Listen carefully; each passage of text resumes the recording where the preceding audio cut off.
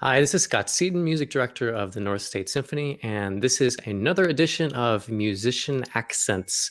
For those of you not familiar, this is a series that enables you all, our audience, to get a better idea of who is actually playing in the North State Symphony. So we get a chance to talk with our musicians and learn more about their background, their interests, how they got into the musical role that they ended up in. And today we are joined by one of our younger musicians, Eric Whitmer, who is a section percussionist, but has a story with the symphony that goes back much farther. Eric, welcome to the show. Thank you so much for having me, Scott. I'm super excited to be here today. Well, great to have you here and great to speak with you. You have a long history with symphony. Yeah, it's been a while. Yeah. So Um, before we talk about your well, actually, it's kind of your musical background is kind of inseparable from the symphony. So why don't you talk a little bit about that? Let's first back up to how you started in music and how you chose this particular instrument, yeah. percussion. Um, Writing has really been integral to my journey as a musician, and when we start thinking about where the origins came from, I went to RSA starting in the second grade, and as you might be familiar with, they have a music education system that's great there, and Writing School of the Arts it practices what's called the Orff approach to music education. And Karl Orff was a famous German composer, and he developed this system called the Orff approach, and his basic kind of philosophy was that, and ideas was that kids would learn music the same way that they learn language. Mm, So by playing and acting and dancing and that kind of thing. And so one of the core ideas of this was that let's get the kids playing musical instruments early. So you would have like clapping sticks or like different kind of like handheld percussion instruments like maracas or something, and you would also have xylophones and vibraphones and these like little miniature version that you like kind of think of when you think of like a kid's toy of like the little mhm, xylophone set. And so I started doing that, and that was always just really, really fun. And I really felt like I just really loved going to music class every day. And that was, some of the fond memories I have of that time. And so, and then I remember my dad's a college professor at Shasta College, and um, I think it was in middle school. I think it was in sixth grade or something. We were like talking, and he was like, "So Eric, what do you really want to do with your life?" And I know that's like young to start that conversation, but he just wanted to do it, I guess. And so he always said, find something that you love doing and do it well enough that someone will pay you to do it. And so I told my dad that I liked playing the marimba, and it kind of was it was inevitable from that. So that's kind of how I started with percussion. And I started taking lessons in the eighth grade with the previous principal percussionist, Dwayne Corbin, mhm. and took lessons with him for a couple of years. And then he moved away, let's see, 2 years ago. And so at that point, I started studying with the principal percussionist of the San Francisco Symphony, Jacob Nisley. Studied with him for a year, and then it was time for me to go to college. So now I go to Vanderbilt University, where you went to for your undergrad, and I study Great there with. school. Yeah, I know, right? It's awesome. So I study at the Blair School of Music with Professor Ji Hei Jung and Professor Lee Vincent.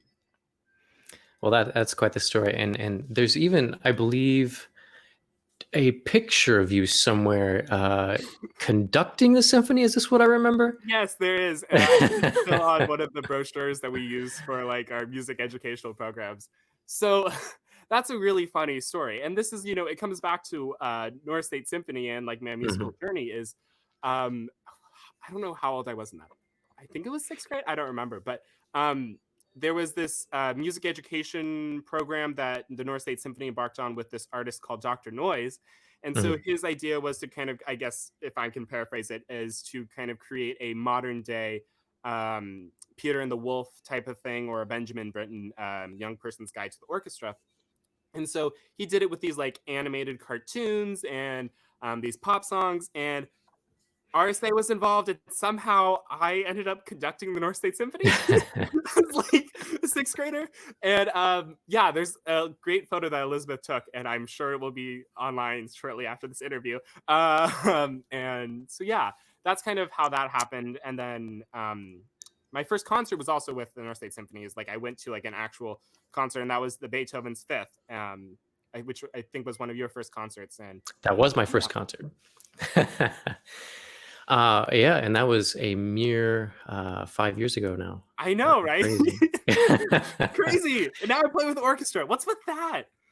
So just to clarify, your relationship with us goes back a ways, obviously, and along the way, you auditioned as a young artist. You were a young artist winner, and every year we have this set of young artist competition auditions, and we have young talented musicians from all across the North State uh, perform publicly for an opportunity to play with the North State Symphony during our regular season.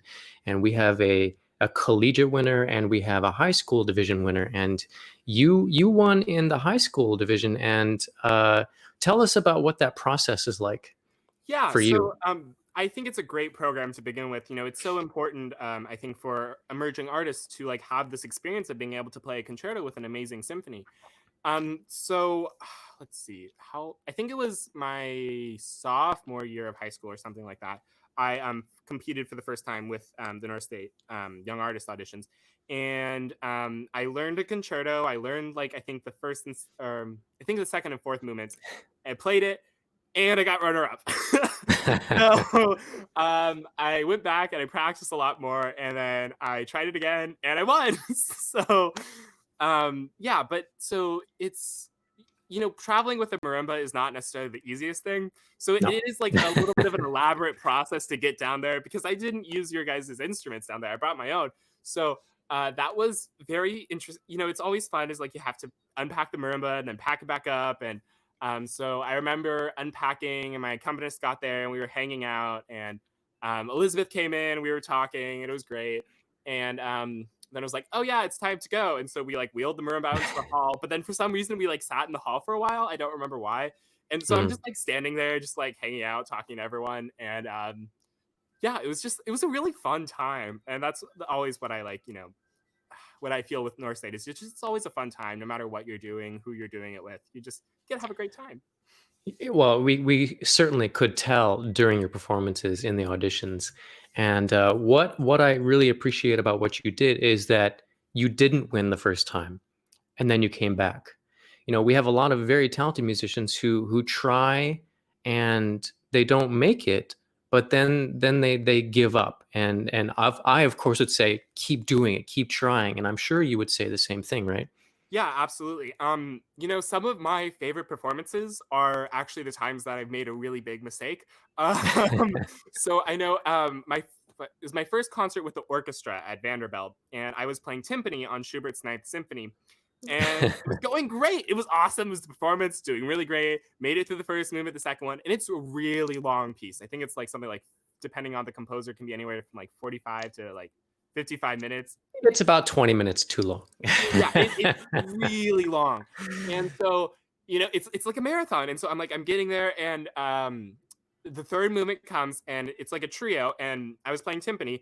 And so like when the trios kind of tend to wrap up, there's a lot there tends to be some false entrances.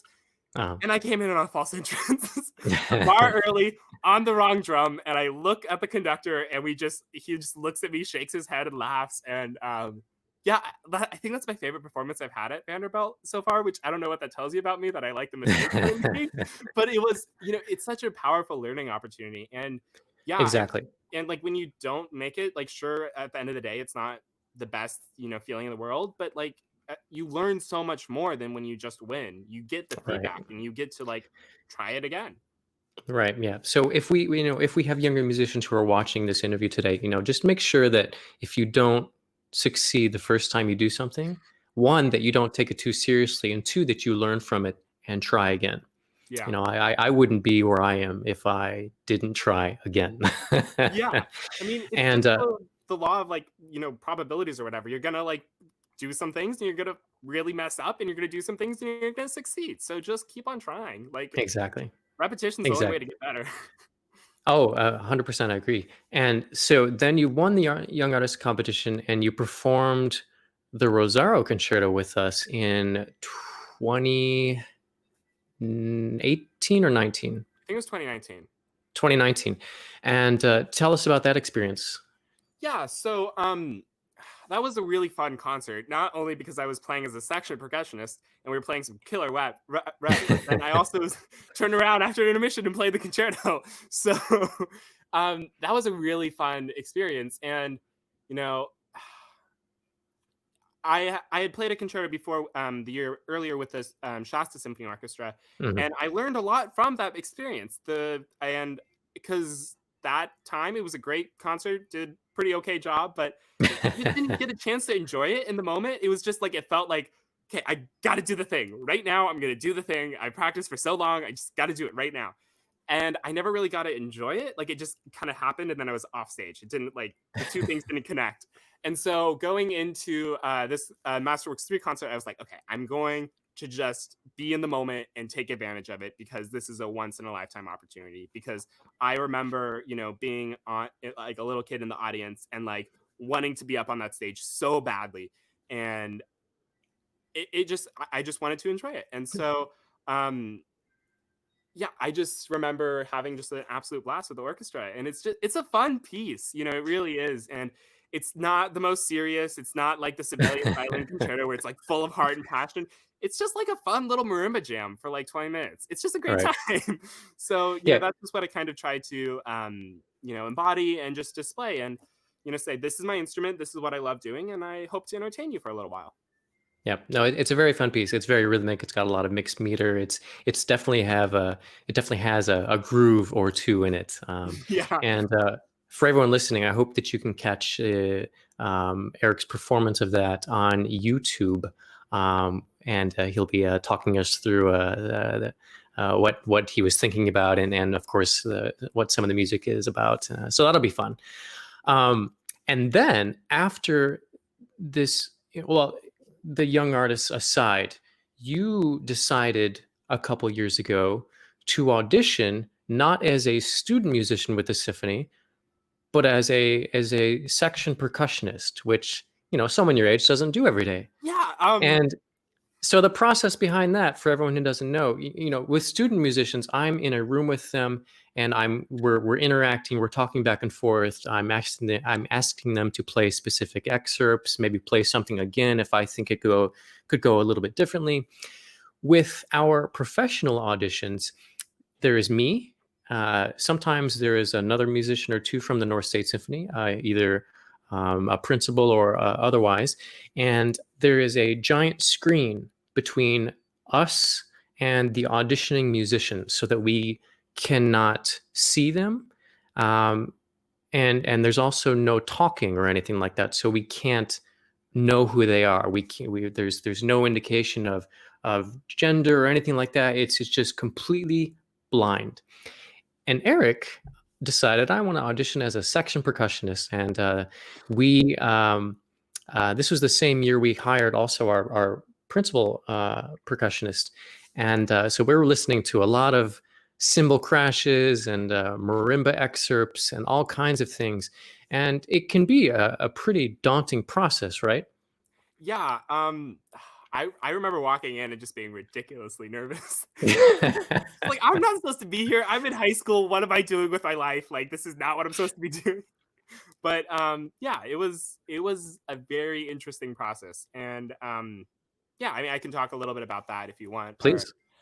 so, when my teacher Dwayne left, he and his wife, who was the section percussionist at the time, left these two vacancies open, and so I knew there was going to be an opening, and I was at the time spending my summer at the Brevard Music Center, which is an orchestra academy in North Carolina. Yeah, it's on the border Mm. between North Carolina and South Carolina. To think about that. And so I was, around just a lot of great music, a lot of great musicians, and I had access to these incredible artists that were my teachers for the summer. And I just kind of like, here's this audition rep. There's this audition coming up, and I want to try to do it. And so I've spent the summer playing with the orchestra at Brevard, but then also learning these excerpts on the side. And you know, is very valuable because in addition to these teachers and of these artists who, you know, played with the Rochester Philharmonic or the Cleveland Orchestra or all these different places, um, uh, I was also learning from the college students who were preparing these auditions for their, you know, future jobs, and they had played these auditions for their auditions to the Brevard Music Center. And so Right. I got a whole bunch of great feedback and kind of spent the summer working on that. And you know, these excerpts are everything from playing xylophone to these like huge, like this really big cymbal crashes that's like loud and fast at the end of Tchaikovsky's Fourth Symphony. Fourth Symphony. Oh yeah, I remember that. We'll come back to that excerpt because that plays a funny story. And so, in addition to like these soft snare drum reps, and so I spent the summer working on it, and then I got back. I think I had like a lesson or two with my teacher at San Francisco, Jake, and he actually lent me the cymbals. I don't know if it was his or the cymbals for the symphony, but I got these amazing cymbals, and that's what I used for my audition. And Hmm. so you know, it's a lot of times with playing percussion auditions, it's a little bit of a balancing act between, you know, I have to practice tambourine, but I also have to practice snare drum, and I have to practice crash cymbals and snare drum and all these different things. And so, you know, you kind of have to hold all of this different music in your head. And while you do have to do that if you were playing the flute or something, it's not always the same as you having to switch back and forth of instruments. Right. So I got down and I was, you know, bringing my snare drum and my tambourine and my mouths and everything. And so I got into the room, and as I'm setting up, the snare drum falls and I catch it at right in time, but it was just really nerve wracking. And so I'm like, you know, a little bit shaky. And so, and I don't know what order any of the audition rep is going to be called in. And so I'm just kind of waiting back there. And I think the first thing that you called was like a snare drum excerpt. So I played that. And then the next was the Tchaikovsky cymbal excerpt. And that piece just destroys your hands. You are clanging these like sheets of metal back and forth really loudly, very at a very fast tempo. And afterwards, your hands just kind of feel numb from all the vibrations of the cymbals. And immediately after that, you ask for like the very like agile, detailed xylophone excerpt. And I just remember thinking, that is so mean because my hands are dead right now and I have to go play the xylophone. Nice. Yeah, so that's kind of what happened. And then I just kind of hung out after the audition, and I was talking to Elizabeth and Max in the office, and just kind of hanging out. And I remember you walked out, and Max came in and was like, "Hey, congratulations, you got the job." And I was just like, "What? No way! Like this is ridiculous! Like you're just messing with me or something." But yeah, that was a really really fond memory that I have of being in the office and finding out that I got the job. Well, I'm glad you associate it as a fun memory and not something else. Yeah, no, I'm sure if I didn't get it, I would be like a little bit disappointed. But again, learning opportunity. I would have come back the next time it was open. But still, it was you know, it's been absolutely incredible to play with the North State Symphony as a musician. You know, I remember seeing Brian play the timpani and like thinking that was so cool and I want to do that. And now I get to hang out with Brian. It's great. Uh, There you go. so Well, let's backtrack a little bit, even touching more on your experiences. Do you have one moment in life leading up to you wanting to be a professional musician that sort of solidified this career path for you? yeah, actually, you know, there was a lot of like baby steps, and like I always like loved playing the drums, and it was always like a cool thing to do.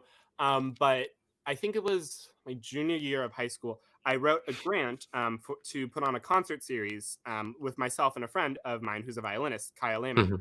And we were both kind of moaning and groaning one day of like, oh, we don't get to play our instruments, and like we can't play a concert, and like, you know, all yada yada yada. And we kind of just looked at each other and said, well, why don't we do something about it? And so we arranged a concert series and educational engagement tour of the North State, and that was funded by the Shasta Regional Community Foundation's Community Arts Endowment Fund. And we were very lucky to get funding. And so what we were able to do is put on some concerts. We commissioned Dwayne Corbin to write a duet for us that we premiered, which was really fun. Mhm. And so we did three concerts, two in Reading, one in Wairika, excuse me. And as part of that, we also did some educational outreach, and we went to different schools. And so I remember we drove up to Wairika, and I was lugging this marimba in the back of the car, and we go to this middle school, and I play for the kids. It's great. They seem really engaged. It's really cool. And I noticed this like one girl who's like looking really excited, and I'm just like, oh, she must like the marimba. Awesome, cool. And she comes up to me afterwards, and she was the percussionist in this like small little band program, Mhm. and she got to play a marimba for the first time, and seeing her like facial expression light up and just her excitement, and it just was such a fulfilling opportunity. And it was kind of in that moment I was like, yep, this is what I'm doing for the rest of my life. Like, Oh, that's um, great. That's great. It reminds me of when I was younger, first going to concerts with a full symphony. What really stood out to me was just everyone's reaction around me. mhm. And that was I don't think I have a particular moment like a lot of people do. I think it was just a culmination of lots of little moments. And I think just realizing that I could also create and affect people in that way is one of the reasons that I'm doing what I do. So I can certainly relate to that. Especially how important we value reaching the impressionable generations and then making sure that they have some life uh, of in music in some way coming up. Rather either as a performer or a listener or appreciator or something. As long as there's some kind of musical attachment and that you had some way of making that happen for them, that's great. Yeah, and I mean, in a lot of ways, North State Symphony was that for me. Like, it was a symphony. Like, I remember you guys came to my school. Like, I remember Candace as our harp player coming and doing the demonstration. I remember trying out the French horn with our one of our French horn players, and Mhm. like, in a lot of ways, I don't think I would be where I am today without the North State Symphony, without your hard work, Scott, without Elizabeth's Quivy, our executive directors, all of her tireless hours that she's spent, making sure Yep. everything gets done. And yeah, it's just I don't know where I would be today without the North State Symphony. So I am proof that the North State Symphony does good things besides our concerts. Well, we're glad to see that we've had such an impact on you. A good one. um, let's go to a later question. And do you have a favorite composer? Um, yes and no. Like, a lot of times it's like whatever I'm listening to right now tends to be Mhm. like really what I'm like thinking. Oh, that's awesome. I mean, I am biased, and I will say that some of my favorite composers are the ones that have written such amazing works for percussion. And like within a symphony context, a Mhm. symphonic context.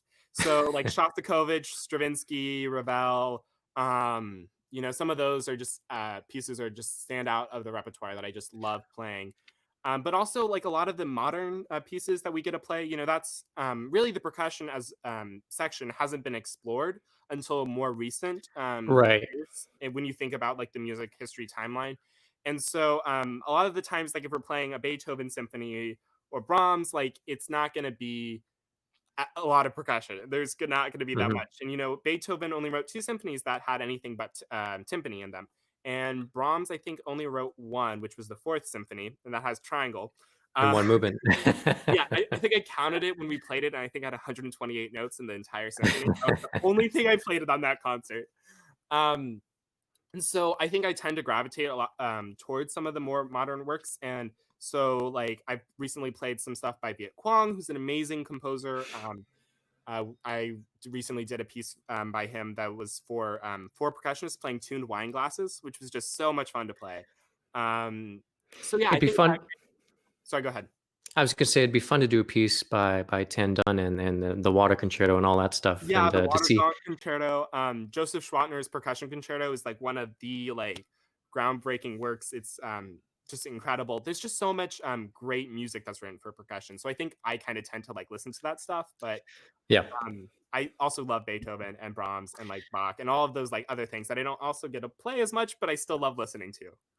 and that's another reason to do newer works in a symphonic setting is that you get to discover all of these cool arrangements of percussion instruments and all of these new sonic effects that composers are experimenting with, not just with percussion, but electronic sounds and amplification. All kinds of crazy things are at our disposal nowadays, and that's why we like to shake things up whenever we can, but and especially when we can mix something with going back to Brahms or Beethoven and seeing Mhm. how drastically different they are in the same context, and it's always a fun concert experience when you can mix and match certain things that have some sort of link, some sort of relation to each other. And it's funny you mention electronics because my first concert with the North State Symphony, I cued live electronics on stage. And every single time that we rehearsed or played that piece, my setup was different. And so every single time I had this like little MIDI keyboard back, I would just like pray that I'm gonna like whatever I do make sound, and it makes the right sound at the right spot. And wow, that's some of the most fun that I have as a musician is being able to experiment with different sounds because that Right. really is what percussion tends to serve as a role of is not only the rhythm keeper and a lot of the rhythmic energy but of the orchestra but also the color. It's amazing how just like adding one different thing in a percussion section can completely change the color of the orchestra. Oh, absolutely. And going on these experiences you were talking about, from the outreach concerts to the electronic cues to your Rosaro performance as a young artist winner. I mean, certainly you have a lot of concerts from the symphony to choose from, but I wanted to ask, do you have maybe one concert in particular that's your most memorable concert with the North State Symphony? Yes, and it's not actually well, maybe not what you might think of as a concert. We did a Conduct Us Mhm. in downtown Reading, and oh my gosh, that was a very fun experience because I had to bring all of the music stands, and Right. as I was turning onto a highway, all the music stands fell out of my truck. So that was an experience getting there. But I got a I went there and I was playing vibraphone and kind of filling out some of the woodwind parts that we were playing. And that I think was just so much fun just to be able to like have anyone who wanted to just walk up and conduct us. And it was a really fun, like little thing to do. And it was ridiculously hot, but it was just a super fun experience. And I love all the concerts I played. I love all the music and the great rep that I've done. But I think that just will always be like just one of those really interesting and cool things that I don't know if I'm ever going to be able to do again. And what we get to do in the North State. Right. Well, I certainly hope so. Um, and outside of music, you obviously you're very busy as a college student, as trying to maintain positions in California while having to spend a lot of time in Tennessee because you live there. um, what, if anything, do you do outside of music to balance your life out? So, at Vanderbilt, I actually have a minor in business, and I've been very fortunate enough to be able to explore that side. And I have a huge passion for arts administration that is Uh-huh. completely and utterly inspired by Elizabeth Quivy.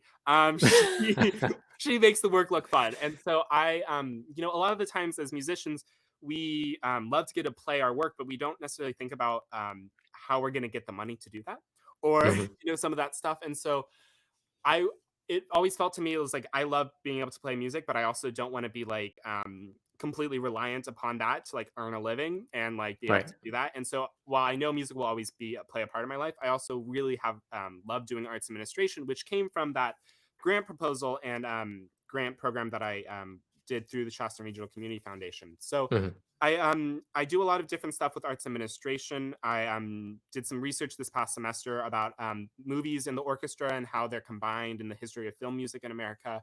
I also currently serve as the marketing director for a nonprofit in Southern California called Southern California Marimba, which is I had a no idea. yeah, I know. It's like I have all this fun stuff I get to do. So we do a lot of different things. So right now we're working on a couple of different social media programs. One is like hashtag music is diversity. So we're featuring different people of color who Mhm. might not be as well known within the percussion community, trying to give some just be a platform to help them in their art, their artistry. So I do some stuff with them. I also try to help out as much as I can with North State on the administration side. Yeah. So yeah, that's kind of what I do. And then I also love baking. And so that's what I've been kind of my quarantine hobby is I made a lot of bread.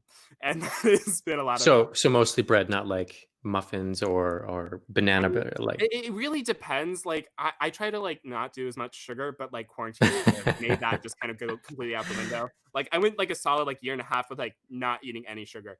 And then like I found out that Vanderbilt was like closing down its campus and I like had just a pint of Ben and Jerry's ice cream. I just like sat down and ate it. It was great. So like this morning I baked scones and I've been doing some other Wow, things, but I've been trying to like stick to like semi impressive. sugary things. Well, I enjoy doing a nice batch of zucchini muffins, so Yeah. that's my go-to baking. I do more cooking than baking, but I'm very impressed. Thank you. It's definitely something I did not do in college because I very much had a stash of Easy Mac and I had no idea Don't worry, that about still exists baking. in my dorm room too.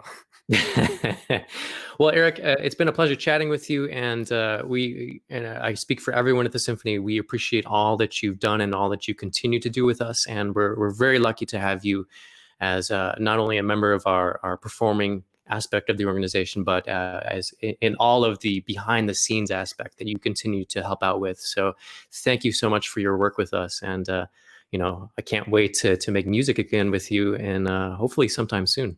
Yeah. Thank you so much, Scott, for having me. It's been great. All right. Thank you, Eric.